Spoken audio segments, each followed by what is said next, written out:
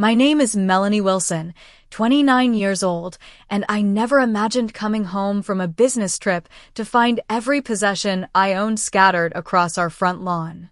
The shock turned to rage when I discovered a note pinned to my favorite sweater: "If you want to stay here, live in the basement." After my father died, my stepbrother Derek and stepsister Amanda clearly decided it was time to show me where I stood in the family hierarchy. What they didn't know was the secret my father and I had kept for years. If you're watching this, drop a comment letting me know where you're from, hit that like button, and subscribe to hear what happened when they showed up at my door 6 months later. To understand how I ended up collecting my soaked belongings from the lawn that rainy April afternoon, you need to know about my family. I grew up in that 2-story colonial house on Maple Street, raised by my dad, Richard, after my mom died from cancer when I was just 4 years old. For 8 years, it was just the two of us, and those were the happiest days of my childhood. Dad built his construction business from nothing into one of the most successful firms in our city, but he always made time for me. We had movie nights every Friday, pancake breakfasts on Sundays, and he never missed a single school event. Everything changed when I turned 12 and Dad married Diane. She seemed nice enough during their courtship, bringing me little gifts and pretending to be interested in my hobbies. Looking back, I should have seen the red flags when her attention immediately dropped after the wedding. She moved into our home with her 2 children from a previous marriage, Derek, who was 14 at the time, and Amanda, who was 10.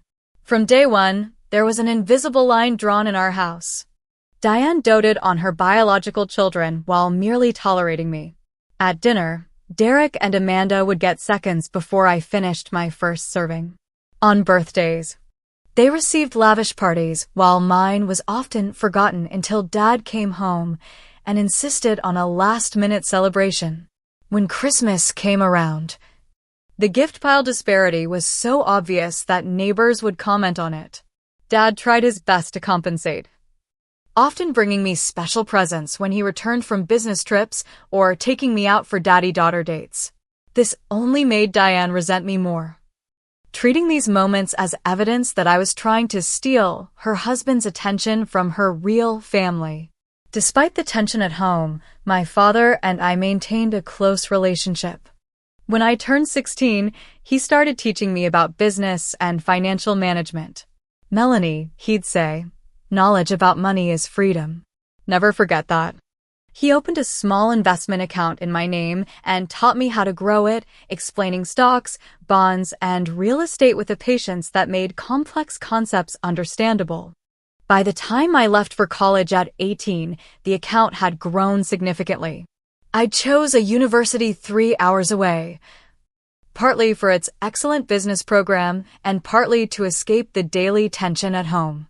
Still, I called Dad twice a week and came home monthly to see him, usually timing my visits when Diane and her kids were away visiting her parents. During my senior year of college, Dad's construction company landed several major contracts, and his wealth grew substantially. He expanded into commercial real estate and even began developing a small luxury apartment building downtown. He would show me the plans during my visits home, explaining his vision for creating not just apartments, but a community. "It's not just about building structures, Melanie," he'd say. "It's about building places where life happens."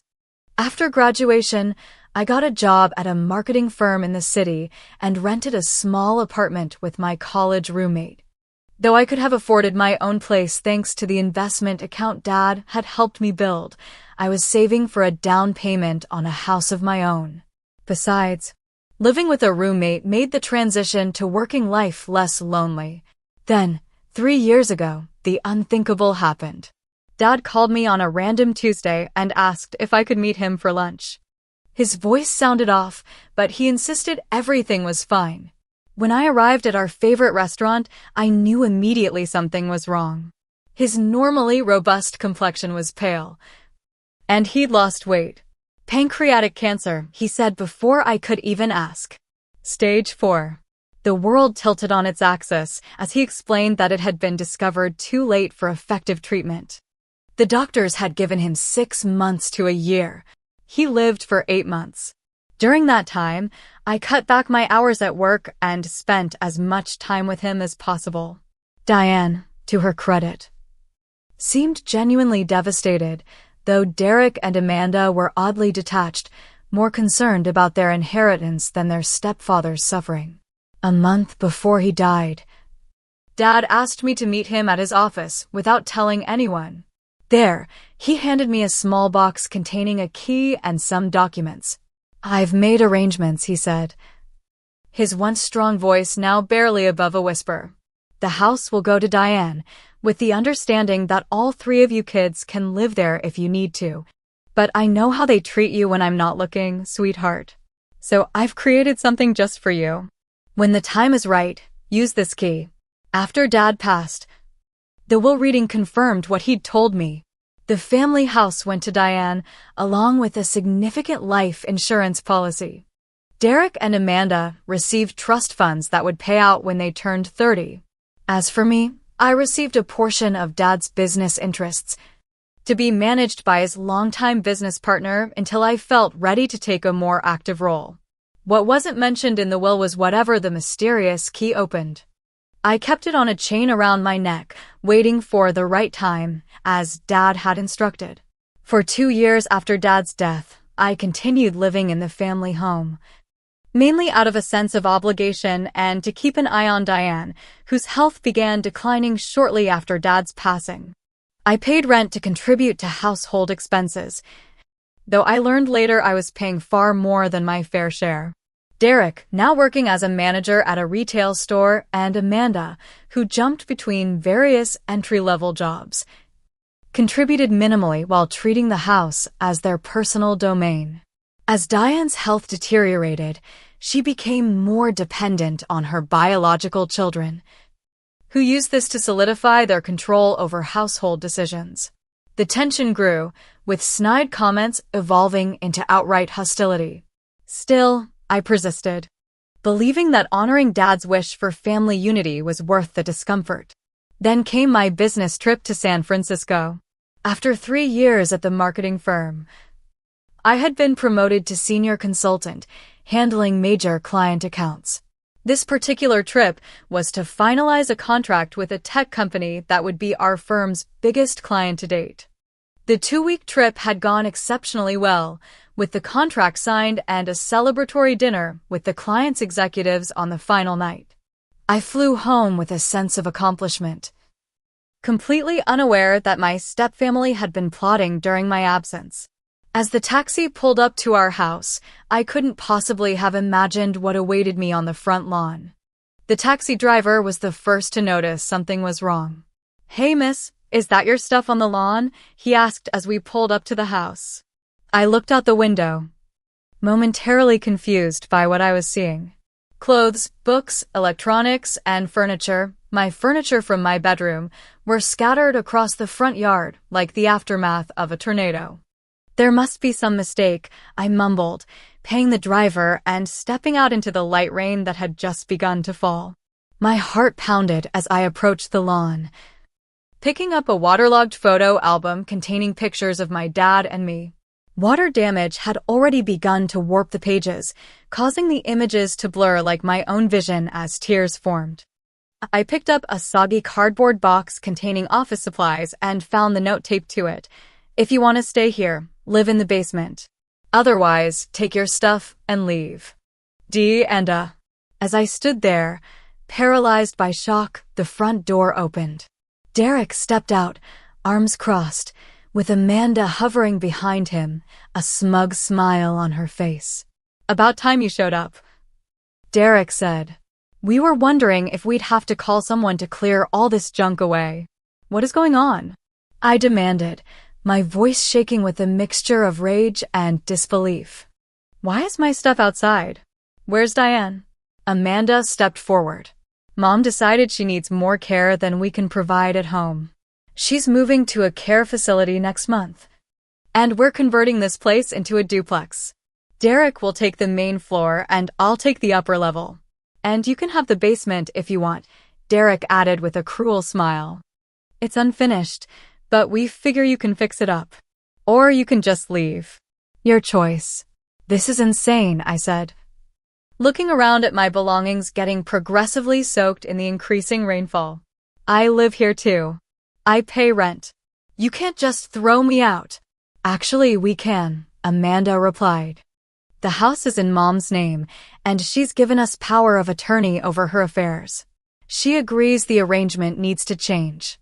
I highly doubted Diane had agreed to anything of the sort.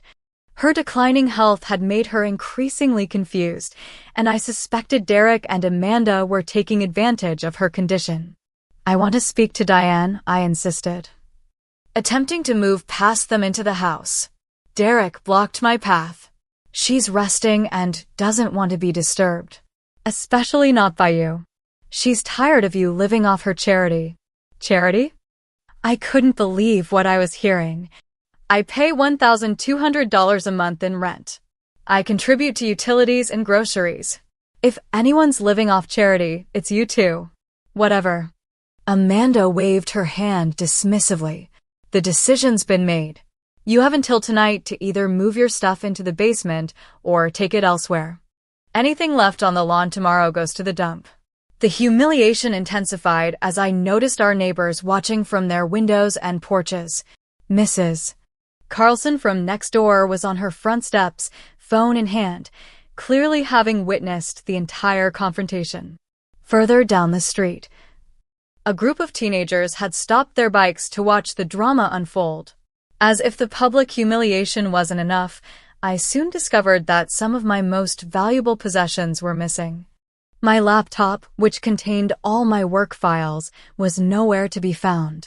The antique jewelry box my father had given me for my 16th birthday was also missing, along with the few pieces of my mother's jewelry I had inherited. Where's my laptop? And my jewelry box? I demanded. Derek shrugged. No idea. Maybe they're in one of the boxes. Or maybe they got misplaced during the move. Things happen. The casual cruelty in his tone made it clear that the misplacement had been intentional. I later found my laptop in the garden shed. The screen cracked and the hard drive mysteriously removed. As I frantically tried to gather my most important possessions before they were completely ruined by the rain, Amanda followed me around the lawn. You know, I never understood why Richard kept you around after your mom died, she said, her voice dripping with venom. He should have sent you to live with your real family instead of forcing my mom to raise another woman's kid. Her words stung, but I refused to give her the satisfaction of seeing me cry. My dad was my real family, I replied, keeping my voice steady. And this house was our home long before you moved in. Well, it's our home now, she shot back. And you're not family. You never were. I pulled out my phone to call my best friend, Caitlin. She answered on the second ring. Hey Mel, how was San Fran? Kate, I cut her off, my voice finally breaking. I need a place to stay. They've thrown all my stuff on the lawn and locked me out. What? Who did? Derek and Amanda? Are you serious? Her outrage was palpable even through the phone. Get over here right now. I'll help you move your things. Those absolute monsters. While I waited for Caitlin to arrive, I continued gathering what I could. Derek stood on the porch, watching me with obvious satisfaction. By the way, he called out, we expect you to keep contributing to the household expenses if you take the basement option. In fact, since you're doing so well at your job, we think $2,000 a month would be more appropriate. I stared at him in disbelief. You throw my belongings onto the lawn, damage my property, and still expect me to pay you? You're delusional. His expression darkened. Listen carefully, Melanie. My mother has spent years putting up with you because Richard insisted. Now that he's gone, things are going to be different. You'll either play by our rules or get out completely. And if you choose to leave, don't think about contesting anything in court. We have documentation showing Mom's wishes, and as her biological children, we'll always have more standing than you. I felt a cold clarity wash over me as I realized the depth of their betrayal. They had been planning this for months, possibly years, waiting for the right moment to strike. My business trip had provided the perfect opportunity. When Caitlin arrived, she jumped out of her car and immediately began helping me gather my rain-soaked possessions. "I can't believe they would do this," she fumed as we loaded boxes into her car. "This is beyond cruel." "Apparently, it's been a long time coming," I replied, my initial shock giving way to a quiet anger that burned deep in my chest. As we worked, I reached inside my shirt and felt the key that had hung around my neck since my father gave it to me. Perhaps this was the right time he had spoken of. By the time we finished loading Caitlin's car and my small sedan with what we could salvage, night had fallen. Much of what had been on the lawn earliest was beyond saving: waterlogged books, ruined electronics, clothing stained by mud and grass. As we drove away, I looked back at the house where I had grown up, now foreign and hostile, and made a decision. I would never allow myself to be victimized by them again. After dropping off my salvaged belongings at Caitlin's apartment, I sat on her couch wrapped in a blanket, staring at the mysterious key I'd worn around my neck for 3 years. It was an unusual key, not the kind that would open a typical house door or padlock. It looked more like it belonged to a high-security building. "I think it's time to find out what this opens," I told Caitlin, finally sharing the story of my father's mysterious gift.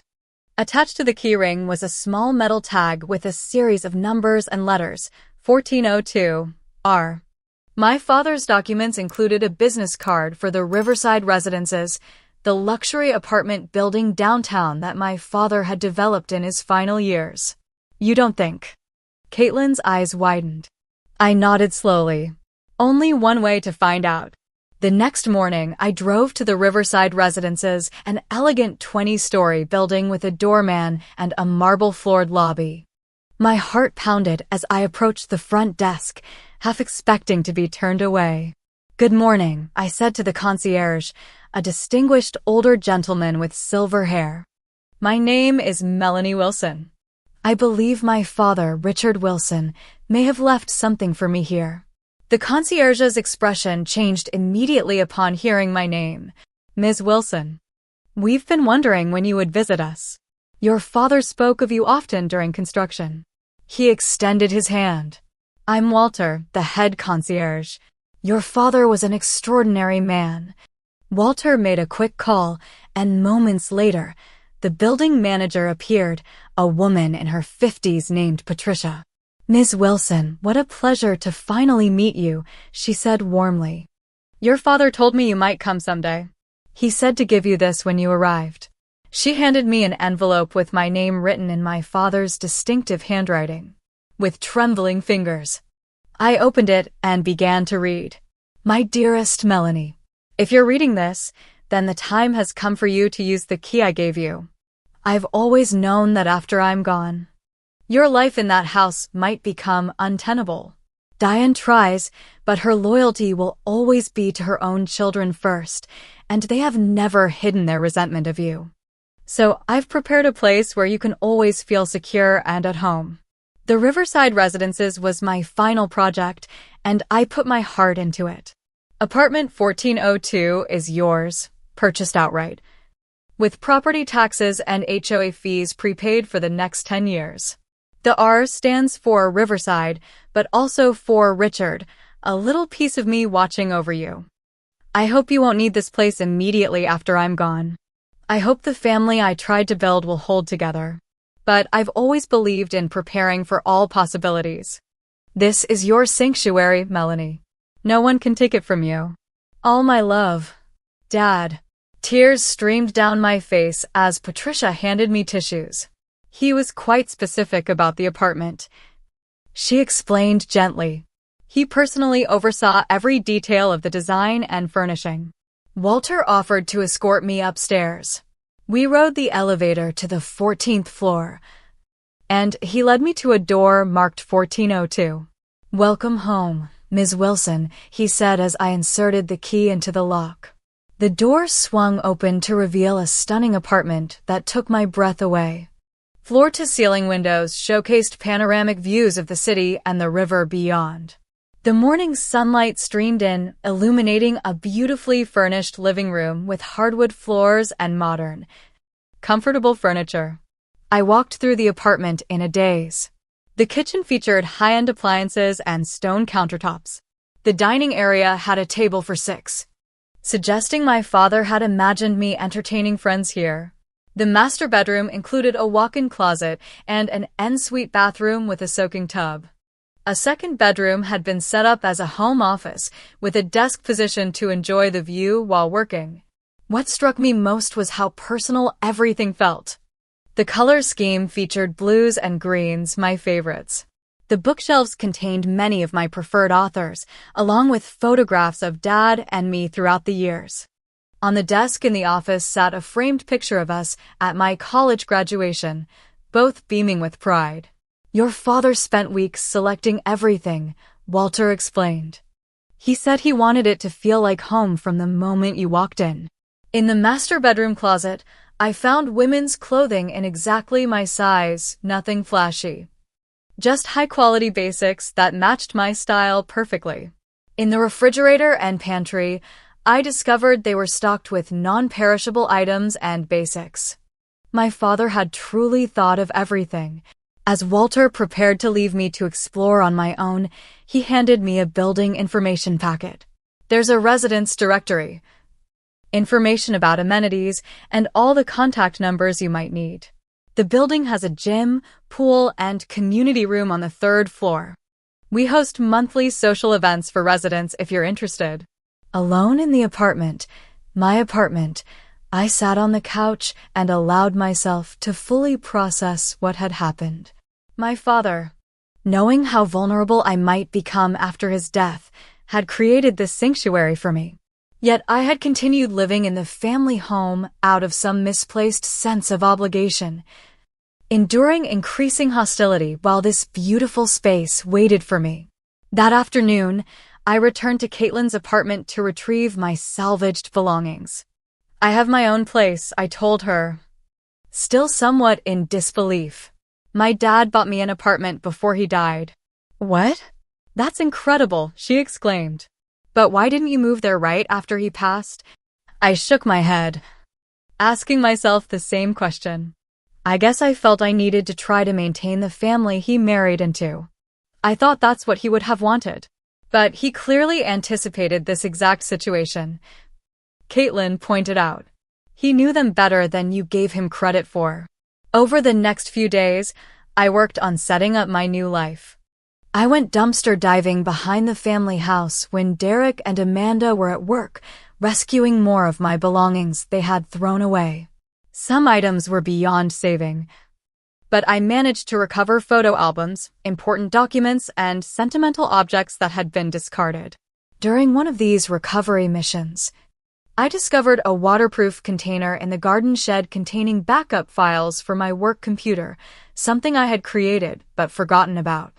This saved me from losing critical client information and allowed me to continue working despite the destruction of my laptop. The strangest part of this transition was realizing I had been paying rent to live in the family home while owning a luxury apartment outright. The irony wasn't lost on me that I had been financially supporting people who had treated me with such contempt. A week after moving into the Riverside, I met with Harold Greenfield, my father's longtime attorney. I had found his business card among the documents my father had left me. "I was wondering when you'd call," Harold said when we met at his office. "Your father asked me to wait for you to come to me rather than seeking you out. He said you'd know when it was time." Harold explained that beyond the apartment, my father had left me more than I realized. I owned 40% of his construction company, with the remaining 60% divided between his business partner and a few key employees. The company had continued to thrive after his death, generating significant dividends that had been accumulating in an account in my name. Additionally, I discovered that many of the household expenses for the family home, mortgage payments, property taxes, insurance, utilities had been automatically paid from business accounts my father had established. These payments were technically part of my inheritance, and I had full authority to redirect or cancel them. Your father set it up this way to ensure everyone would be taken care of, Harold explained. But he was explicit that these arrangements could be modified at your discretion if circumstances changed. I left Harold's office with a new understanding of my financial position and a plan forming in my mind. I wouldn't cut off all support immediately. That seemed unnecessarily cruel, especially to Diane, who was genuinely ill. But I would begin a strategic withdrawal that would force Derek and Amanda to take financial responsibility for themselves. That night, in my beautiful apartment overlooking the city lights, I felt something I hadn't experienced since before my father's illness. Peace. As I drifted off to sleep in my new home, I felt as though my father was still watching over me, having provided exactly what I needed exactly when I needed it most. The Monday after discovering my apartment, I met again with Harold to implement my financial strategy. I want to understand exactly what household expenses I'm currently paying for, I told him. Harold pulled up detailed records on his computer. The business accounts are covering the mortgage payment of $3,200 monthly, property taxes quarterly, homeowners insurance annually, and utilities averaging $600 monthly. Additionally, there's a household expense account that receives $2,500 monthly for groceries and maintenance. I was stunned by the total.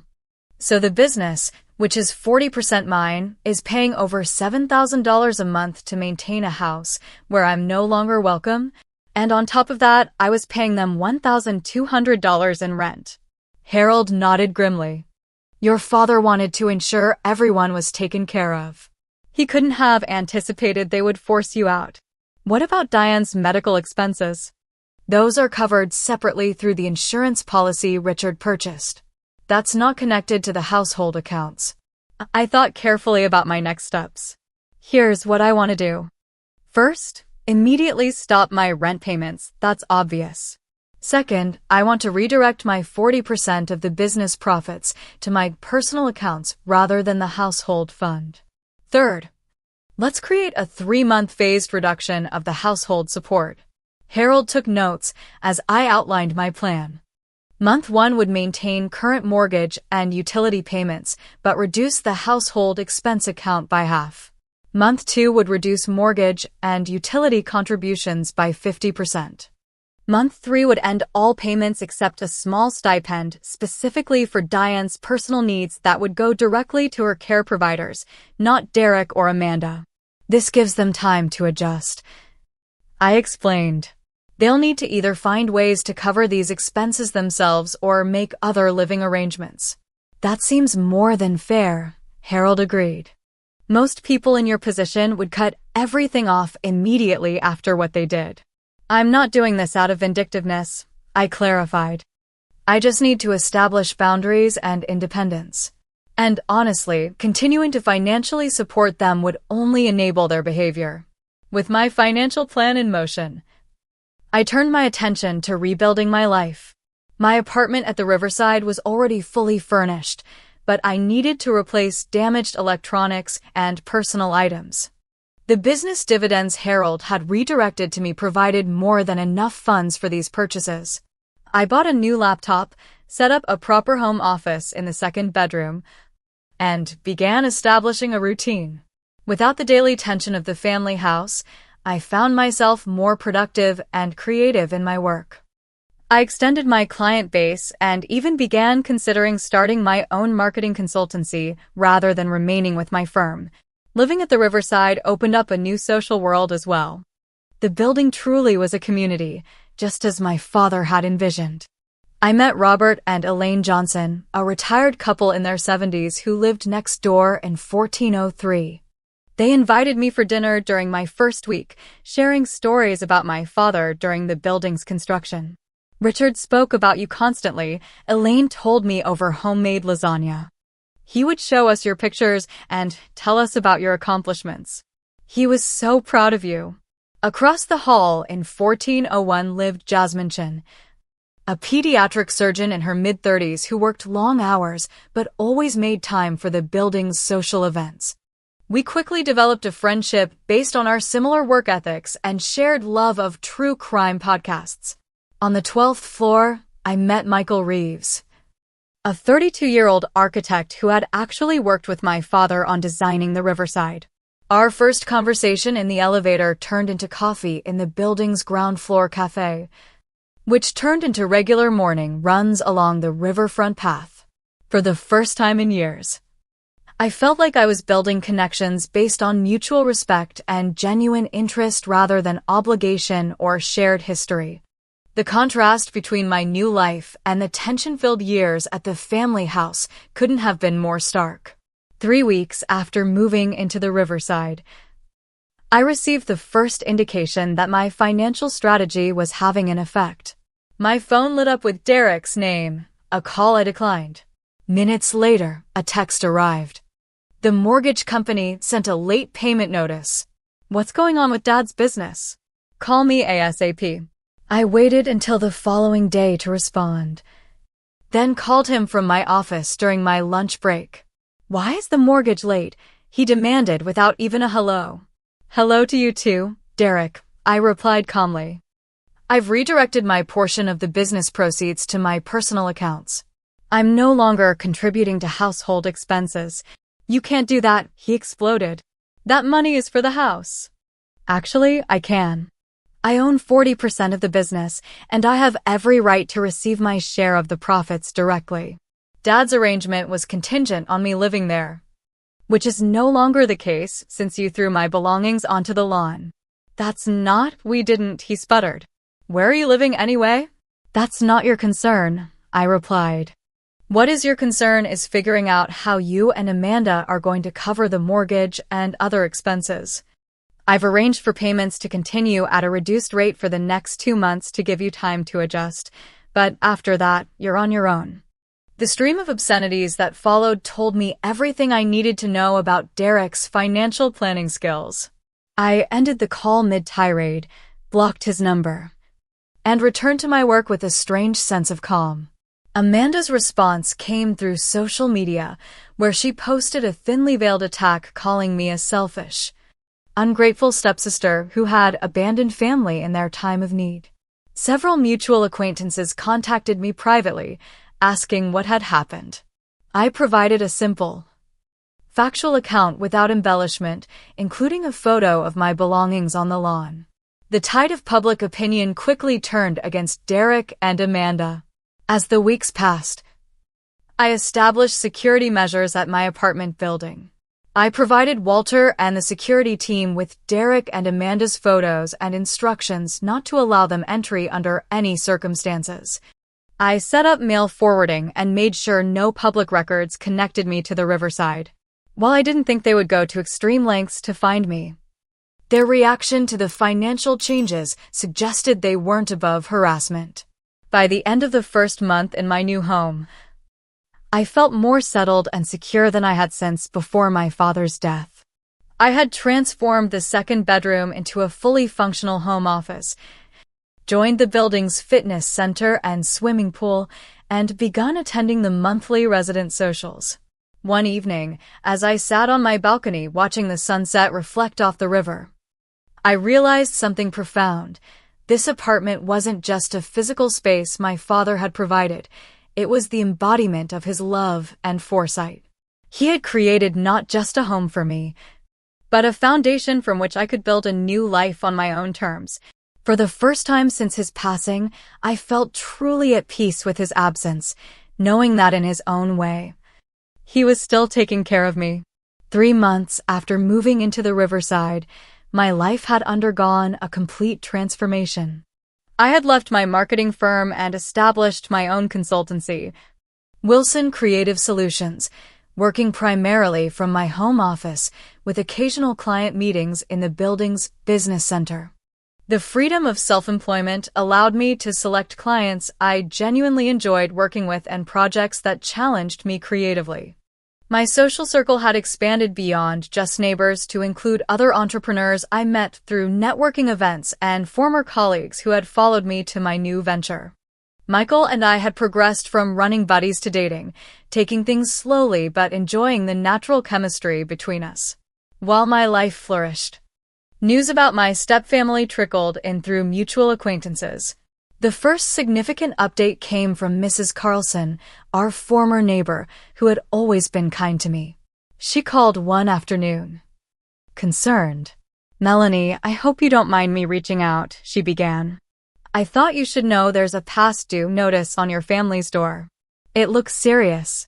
This wasn't surprising given that my financial support had been significantly reduced by this point, but it confirmed that Derek and Amanda hadn't managed to replace the lost income. A week later, I ran into a former colleague whose wife worked at the retail chain where Derek was employed. "Did you hear Derek lost his job?" he asked. Apparently, he was caught taking extended lunch breaks and coming in late repeatedly. His boss said his attitude had become unbearable, snapping at customers and blaming subordinates for his mistakes. Amanda's situation wasn't any better. According to social media posts viewed by mutual friends, she had been job hopping with increasing frequency, never lasting more than a few weeks at any position. Her Instagram still showed shopping sprees and expensive restaurant meals, suggesting she was financing her lifestyle through credit cards rather than income. The most comprehensive update came from Harold, who still monitored the household accounts as part of our phased withdrawal strategy. "The mortgage is now 60 days past due," he informed me during our monthly check-in. "Property taxes for the quarter weren't paid, and there are outstanding utility bills. Also, their car was repossessed last week." "What about Diane?" I asked, genuinely concerned about my stepmother's well-being despite our complicated relationship. "Her medical insurance is separate and remains intact," Harold assured me. "However, I've received notifications that her prescriptions haven't been consistently filled. It appears Derek and Amanda may be neglecting her care to some degree." This troubled me deeply. Diane had never been particularly warm toward me, but she didn't deserve neglect in her illness. After consulting with Harold, I arranged for a separate account specifically for Diane's non-medical needs, personal items, comfort measures, and prescriptions that would be administered directly by her healthcare providers without Derek and Amanda's knowledge or access. As the fourth month began, the calls started. First from unknown numbers that I didn't answer, then from friends' phones they had clearly borrowed. I declined them all but listened to the voicemails. "Melanie, it's Derek. This has gone far enough. The bank is threatening foreclosure. You need to restart the payments immediately. This is what Dad would have wanted." "Hey, it's Amanda. Using Jen's phone since you've blocked mine. Look, we can work something out about you moving back. The basement isn't so bad, and we're family after all. Call me back." Their increasing desperation was evident in each message, but noticeably absent was any acknowledgement of their behavior or apology for how they had treated me. They viewed me solely as a financial resource, not as a person deserving of respect or family consideration.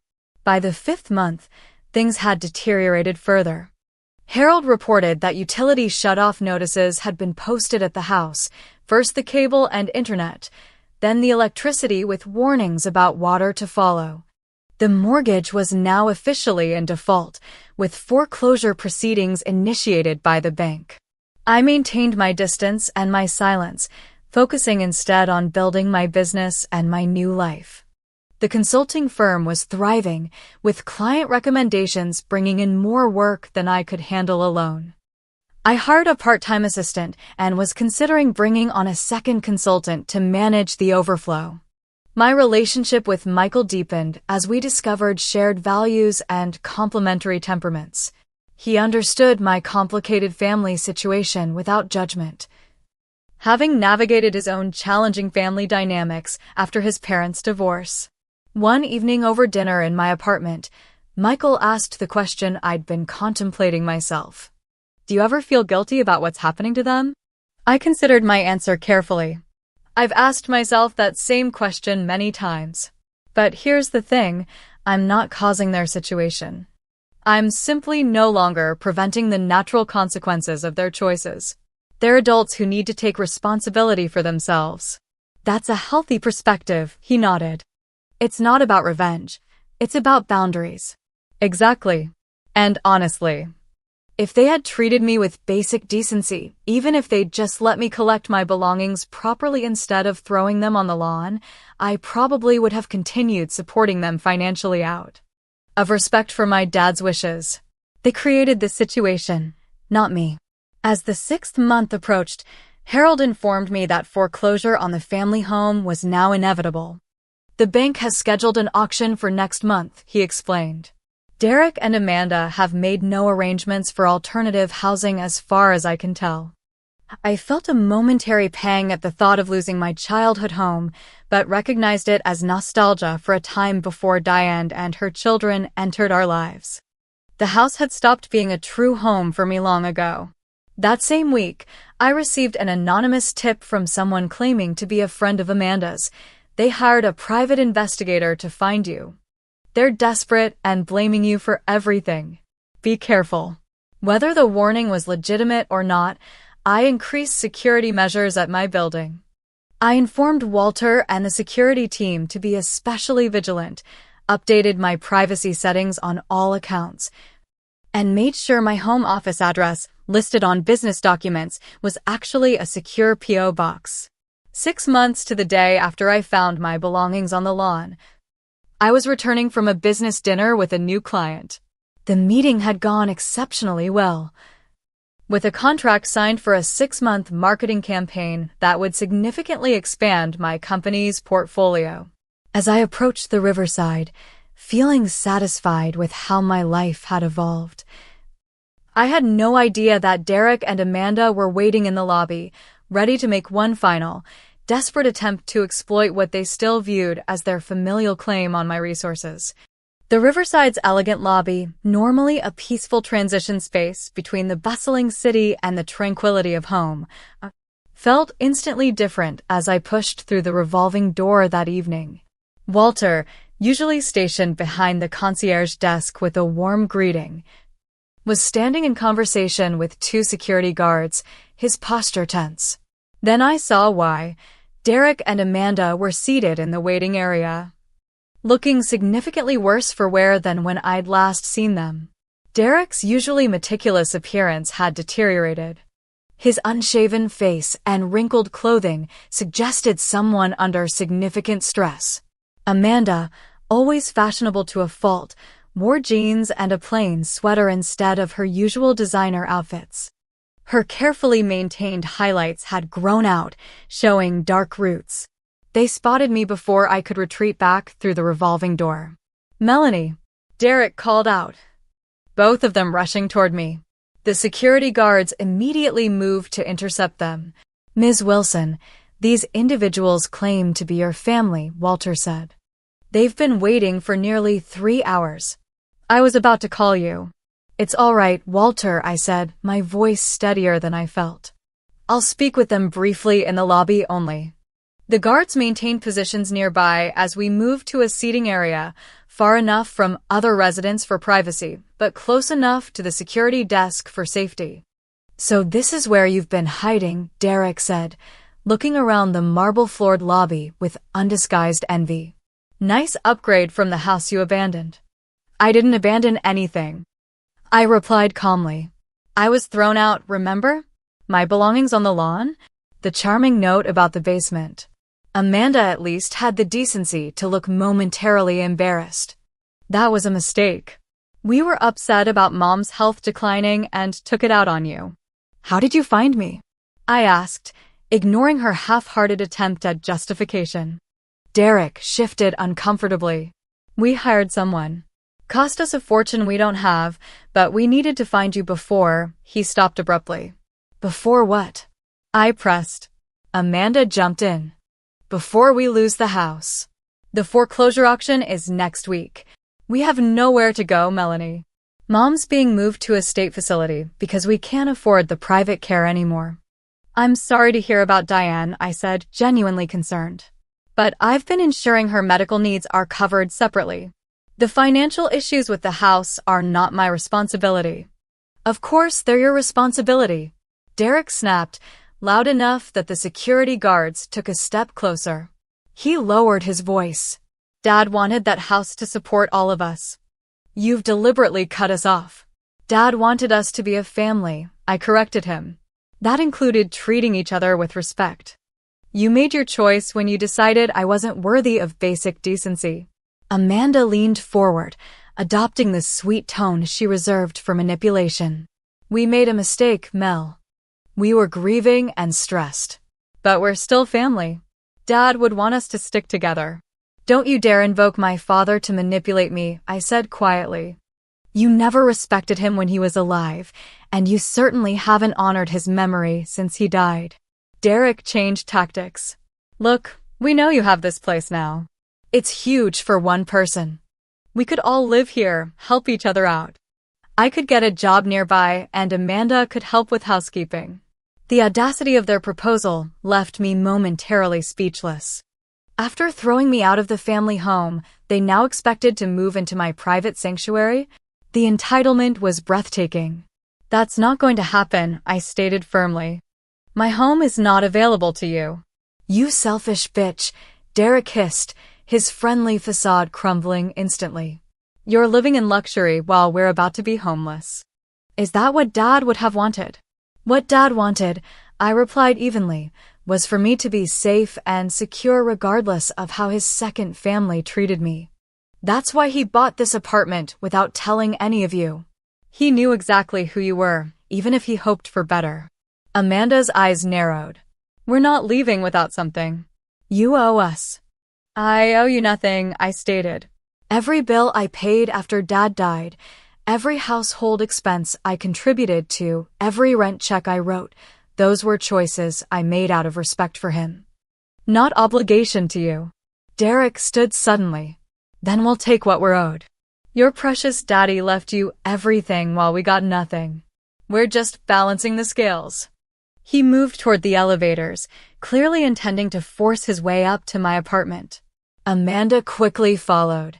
The security team responded immediately, blocking their path.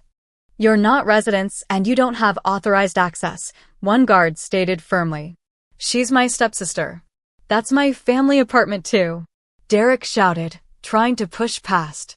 Sir, step back now or we'll be forced to remove you from the premises, the second guard warned.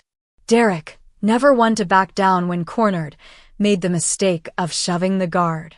Within seconds, both security officers had restrained him, while Walter calmly picked up the phone to call the police. Amanda began crying dramatically. Melanie, please. Tell them to let him go. We have nowhere else to turn. Despite everything, seeing their desperation gave me no satisfaction. Derek, Amanda, this isn't the way. If you leave peacefully now, I won't press charges. Derek, still restrained but no longer struggling, glared at me with pure hatred. This isn't over. You think you're so much better than us, but you're nothing. Richard only favored you because he felt guilty about your pathetic mother dying. The cruel comment was designed to wound me deeply, but instead, I felt an odd sense of clarity. This person, this angry, entitled man, had never been and would never be family to me, regardless of our parents' marriage. Walter, please show them out, I said quietly, and update their photos in the security system. They are not to be admitted under any circumstances. As the guards escorted Derek and Amanda toward the exit, several of my neighbors who had witnessed the confrontation approached me. Jasmine from across the hall put her arm around my shoulders. Robert and Elaine, the elderly couple next door, stood nearby offering supportive smiles. Those people seemed terrible, Jasmine said. Are you okay? I will be, I replied, watching as my step-siblings were escorted out the front doors. Derek still shouting threats and Amanda still crying. Back in my apartment, I called Harold to inform him of the confrontation and inquire about additional security measures. He suggested a formal restraining order, which I agreed to pursue immediately. Also, he added, given their current desperation. You might want to be cautious about any financial accounts or documents they might have access to. They could attempt identity theft or other forms of fraud.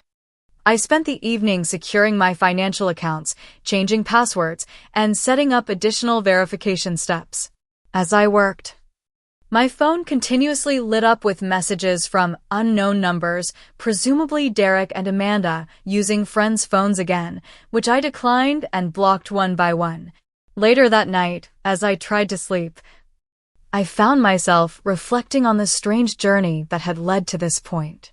3 years ago, I had been determined to maintain family harmony at any cost, believing that's what my father would have wanted. Now I understood that what he truly wanted was for me to be strong enough to protect myself when necessary. The confrontation in the lobby had been unpleasant, but ultimately clarifying. Derek and Amanda had shown their true colors not just to me, but to my new community. In their effort to invade my sanctuary, they had only reinforced why I needed it in the first place. As I drifted off to sleep, I felt oddly at peace. Tomorrow would bring the formal restraining order process, additional security consultations, and likely more desperate attempts at contact from Derek and Amanda. But for the first time, I felt fully equipped to handle whatever came next. My father had given me not just a physical home, but the tools to build boundaries and the courage to maintain them. The restraining order was granted without contest 2 weeks after the lobby confrontation. Derek and Amanda didn't even appear for the hearing, perhaps finally recognizing the futility of their efforts or simply unable to afford the legal representation. The court order legally prohibited them from contacting me, coming within 500 feet of my residence or workplace, or attempting to reach me through third parties. With this legal protection in place, I felt a weight lift from my shoulders. The constant vigilance of the past 6 months could finally ease, allowing me to focus fully on building my future rather than defending against my past. Through Harold, I arranged for Diane to receive proper care. Without informing Derek and Amanda, I established a trust that would pay directly to a quality nursing facility, ensuring she would receive the attention she needed regardless of her children's financial situation. While our relationship had been strained, she was still my father's widow, and I knew he would have wanted her well cared for. The house was auctioned yesterday, Harold informed me during our monthly meeting. It sold for less than market value, which is typical for foreclosures, but enough to settle the outstanding mortgage. Did Derek and Amanda find somewhere to live? I asked, not out of obligation, but simple human concern. Harold nodded. Derek is staying with a friend temporarily. Amanda moved in with a boyfriend. Neither has stable employment from what I can gather. I felt no satisfaction in their struggles, only a sense of inevitability. Their financial collapse wasn't my victory. It was the natural consequence of their choices and behavior patterns established long before our final break. With the family home sold and the restraining order in place, the last tangible connections to my stepfamily were severed. I felt a curious mixture of relief and momentary sadness, not for what was lost, but for what had never truly existed, the blended family my father had hoped to create. My own life continued to flourish in ways I could scarcely have imagined a year earlier. Wilson Creative Solutions had grown to include 3 full-time employees besides myself, necessitating a small office space in addition to my home setup. We specialized in marketing for small businesses and startups, bringing the expertise of larger agencies to companies that couldn't typically afford such services. My relationship with Michael deepened as well.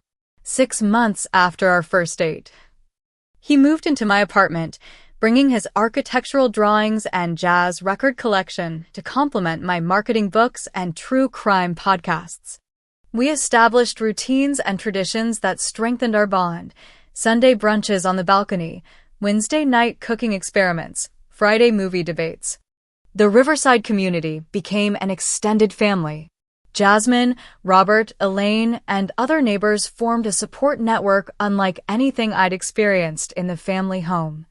We celebrated birthdays and holidays together, watched each other's apartments during vacations, and created the warm, accepting environment I had always craved. On the anniversary of my father's death, I visited his grave alone. The cemetery was peaceful in the early morning light, dew still clinging to the grass as I placed fresh flowers beside his headstone. "You were right, Dad," I said softly. "About everything. About them, about what I would need. About preparing for the future." I traced the engraved letters of his name. "I wish you could see how things turned out. I think you'd be proud. Not just of the business success, but of how I finally learned to value myself the way you always valued me." A gentle breeze rustled the nearby trees, and I allowed myself to imagine it was his response. In that quiet moment, I felt a sense of completion, as though a circle had closed. The pain of his loss would never fully disappear, but it had transformed into something gentler, a bittersweet appreciation for the foresight and love that continued to shape my life even in his absence. That evening, I hosted a dinner party in my apartment. Michael prepared his signature pasta while I arranged flowers and set the table for 8. Jasmine arrived first, followed by Robert and Elaine. Then 2 couples from my expanding circle of friends. The apartment filled with conversation and laughter as we shared wine and stories. Looking around at these people who had entered my life after my lowest moment, I realized something profound. Family isn't defined by blood or legal documents. It's created through respect, kindness, and mutual support. These people sitting around my table, who had known me for less than a year, but had shown me more genuine care than my stepfamily ever had, were more family to me than Derek and Amanda had ever been. As we raised glasses in a toast Michael proposed to my business's recent success, I felt a sense of having come full circle. The betrayal that had begun with my belongings scattered across a rain-soaked lawn had ultimately led me to where I truly belonged. By losing what I thought was my only option for family, I had found the space to create something far more authentic and nurturing. The journey hadn't been easy. There had been moments of doubt, fear, and grief along the way. But sitting there surrounded by genuine connection, I understood that the path forward wasn't about forgetting the past, but about using its lessons to build something better. My father's greatest gift hadn't been the apartment itself, but the wisdom to recognize when to let go and the courage to start anew. That wisdom now guided my own choices in business, in relationships, in life. I looked around at the smiling faces of my chosen family and felt a deep sense of gratitude, not just for where I had landed, but for the difficult journey that had brought me here. Sometimes it takes losing what you thought you needed to discover what you truly deserve. Have you ever had to completely restart your life after a betrayal? How did you find the strength to move forward? Share your experiences in the comments below. And if this story resonated with you, please hit the like button and subscribe to hear more stories about finding strength in unexpected places. Remember, sometimes the family we choose is more powerful than the family we're born into. Thank you for listening to my journey, and I wish you the courage to create the life you deserve, no matter what obstacles stand in your way.